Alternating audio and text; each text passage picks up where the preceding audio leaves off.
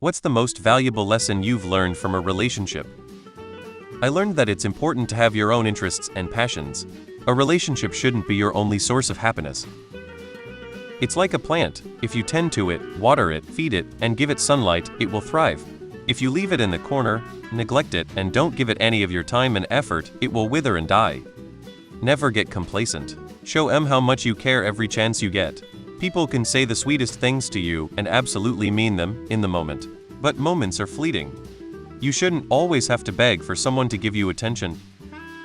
You can do everything right and still lose.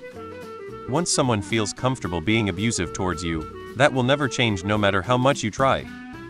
If there is a red flag, be cautiously optimistic. If there are 34,709 red flags, get the fuck out.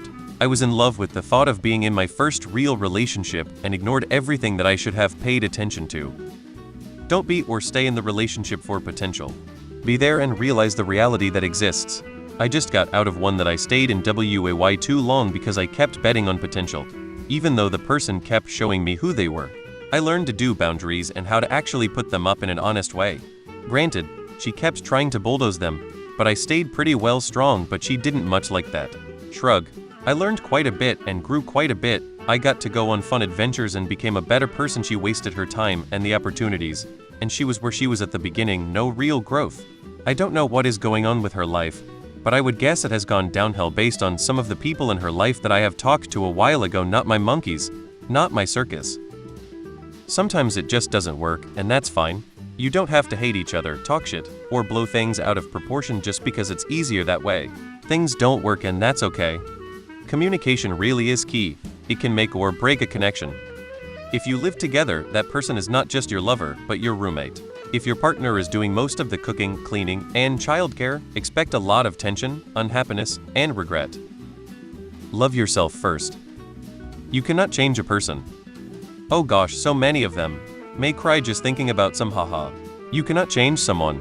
You cannot cure someone of their addiction, and you cannot love it out of them. They must choose the help and do the work. If you do not have clear boundaries with your in-laws as a unified front, you will forever be a lost cause relationship. You both have to step up and support the relationships for both of you with both your parents and the in-laws as well. Love languages are great to know. But if you can't love someone in the way they need to feel loved, then what are you doing? If all the ways I want to love you aren't the way you receive it, what am I doing? Learn how they want to be loved, not how you think they should be loved. Meet them there. Everyone comes with baggage. It's okay and not a failure to say I can and will no longer tolerate your actions that are related to your baggage out of an abundance of protection for yourself and your mental health.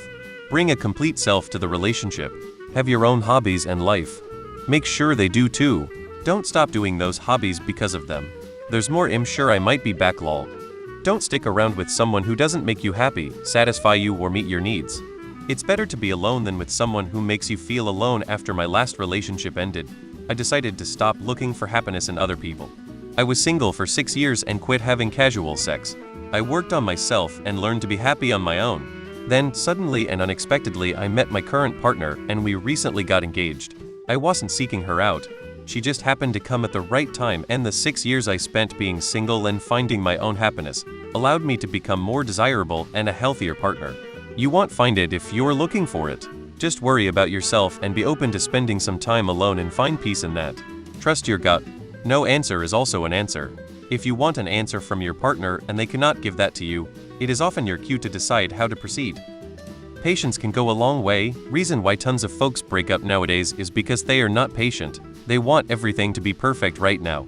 They are not willing to put in the effort to establish a healthy relationship.